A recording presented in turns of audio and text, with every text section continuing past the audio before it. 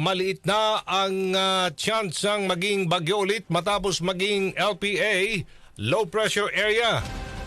Ang dating tropical storm Kabayan ayon kay DOST Pag-asa Weather Specialist Obet Badrina, ang LPA ay hulig na mataan sa rayong 290 kilometers kanluran.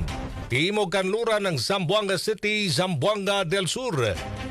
Magdadala pa rin ang LPA na pagulan sa Visayas, Mindanao, Mimaropa, Bicol Region, Quezon at Aurora.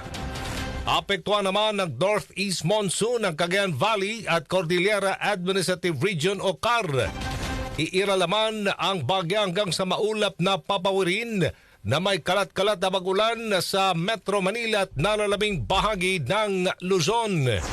Base sa ating pinakauling mga datos, medyo maliit na ho yung tsansa na lumakas pa ulit ito at maging isang ganap na bagyo at bumalik maging isang Kabayan ho ulit. Subalit, patuloy pa rin ito i-monitor sa mga susunod na araw. At base rin ho sa ating mga latest na datos, posible ho na ang pagkilos itong low pressure area na ito ay dito naman sa may bahagi ho ng Palawan, particular na sa may southern part ng Palawan. Asahan pa rin ho natin ang malaking tsansa ng mga pag-ulan sa malaking bahagi ng Visayas, ng Mindanao, sa Palawan, Mimaropa at bahagi ng Bicol Region at kasama rin din yung Quezon Province. Dulot nga ho yan ng pag-iral pa rin nitong shear line ho, no? At gayon din itong dala pa rin na kaulapan ng low pressure area and formerly ito ho yung bagyong Kabayan.